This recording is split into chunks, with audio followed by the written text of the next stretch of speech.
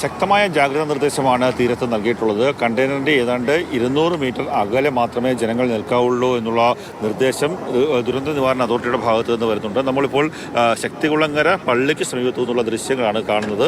ആ 3 കണ്ടെയ്നറുകൾ ഒരുമിച്ച് ലോക്ക് ചെയ്താണ് വന്നിരിക്കുന്നത്. അതായത് ആ കണ്ടെയ്നർ പൂർണ്ണമായിട്ടും തുറന്നിരിക്കുന്ന അവസ്ഥയാണ്. അതിനകത്ത് മറ്റ് ഇന്ധനമോ മറ്റ് രാസവസ്തുക്കളോ ഒന്നും തന്നെ ഇല്ല എന്നാണ് മനസ്സിലാക്കുവാൻ സാധിക്കുന്നത്. കണ്ടെയ്നർ നേരത്തെ ഒഴുകി നടന്ന ഏതാണ്ട് ഒരു 2 മണിക്കൂറോളം ഒഴുകി നടക്കുകയായിരുന്നു. ആ കണ്ടെയ്നറാണ് ഇപ്പോൾ ജനങ്ങൾ ഈ കയർ ഉപയോഗിച്ച് കെട്ടി സൂക്ഷിച്ചിരിക്കുന്നത്.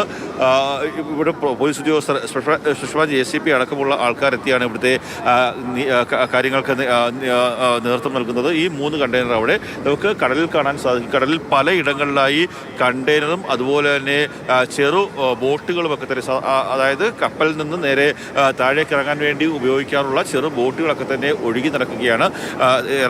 കൊച്ചി തീരത്ത് നിന്ന് നേരെ തെക്ക് ഭാഗത്തേക്കാണ് കാറ്റുള്ളത്.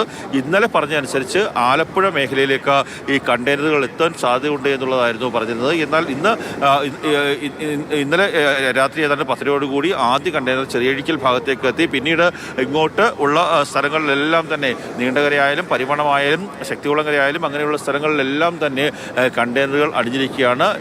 ശക്തികുളങ്ങര പൊഴിയോട് ചേർന്ന് 2 കണ്ടെയ്നറുകൾ ലോക്ക് ചെയ്ത ഒരു ഇത് അവിടെ അടിച്ചിട്ടുണ്ട്. അതുപോലെ തന്നെ പല സ്ഥലങ്ങളിലും കണ്ടെയ്നറുകൾ അടിഞ്ഞുകൊണ്ടിരിക്കുകയാണ്. നമുക്ക് ലഭ്യമായ വിവരമനുസരിച്ച് നേരത്തെ 15 എന്നായിരുന്നു, ഇപ്പോൾ 17 കണ്ടെയ്നറുകൾ വിവിധ ഭാഗങ്ങളിൽ അടിഞ്ഞിട്ടുണ്ട്.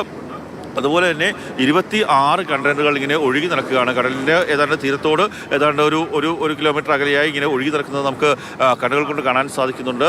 വലിയ ആശങ്കയിൽ തന്നെയാണ് തൊഴിലാളികളുള്ളത്, മത്സ്യബന്ധന മേഖലയുള്ളത്, തീരദേശവാസികളുള്ളത്. കാര്യം ആ ആഴക്കടലിൽ ഏതെങ്കിലും തരത്തിൽ ഇന്ധനമോ മറ്റ് രാസവസ്തുക്കളോ കലർന്നു കഴിഞ്ഞാൽ അവിടെ മത്സ്യബന്ധനം നടക്കാത്ത അവസ്ഥയിലേക്ക് പോകും. അവരുടെ മത്സ്യത്തിൻ്റെ ആവാസ വ്യവസ്ഥ തകരാനുള്ള സാധ്യത ഒന്നാമത്തേത്. രണ്ടാമത്തേത്, ഇത് ഈ കടലിൻ്റെ അടിത്തട്ടിലേക്ക് ഈ കണ്ടെയ്നറുകൾ പോയി കഴിഞ്ഞാൽ പലപ്പോഴും വലയിടുന്ന സമയത്ത് വല പൊട്ടിപ്പോകാനും ഒക്കെ തന്നെ, ഈ കണ്ടെയ്നർ കുരുങ്ങി വല പൊട്ടിപ്പോകാനൊക്കെ തന്നെയുള്ള സാധ്യതയുണ്ട്. അതുകൊണ്ട് തന്നെ ഇത് പൂർണ്ണമായും ഇവിടെ നിന്ന് മാറ്റണം എന്നുള്ളൊരു ആവശ്യമാണ് തീരദേശ മേഖലയിലെ ജനങ്ങളൊക്കെ തന്നെ ഉന്നയിക്കുന്നത്. നിലവിൽ വലിയ ആശങ്കയിൽ തന്നെയാണ്. നമുക്ക് ഞാൻ നേരത്തെ നിന്ന സ്ഥലത്തേക്ക് മറ്റൊരു കണ്ടെയ്നർ കൂടി ഒഴുകിയെത്തുന്ന ഒരു ദൃശ്യം നമുക്ക് കാണാൻ സാധിക്കും. ഒരു ശക്തികുളങ്ങര ഹാർബറിനോട് ചേർന്ന ഭാഗത്ത് മറ്റൊരു കണ്ടെയ്നർ കൂടി ഒഴുകിയെത്തുന്ന ഒരു കാഴ്ചയാണ്. പല സ്ഥലങ്ങളിലും സമാനമായ അവസ്ഥയാണ്. നീണ്ടകരയും പരിമണവും അടക്കമുള്ള സ്ഥലങ്ങളിലെല്ലാം തന്നെ സമാനമായിട്ടുള്ളൊരു അവസ്ഥ തന്നെയാണ്. പലയിടത്തും കണ്ടെയ്നറുകൾ ഒഴുകി തീരമേഖലയിലേക്ക് എത്തുകയാണ്. തെക്ക് ഭാഗത്തേക്കാണ് കാറ്റുള്ളത്. അതുകൊണ്ട് തന്നെ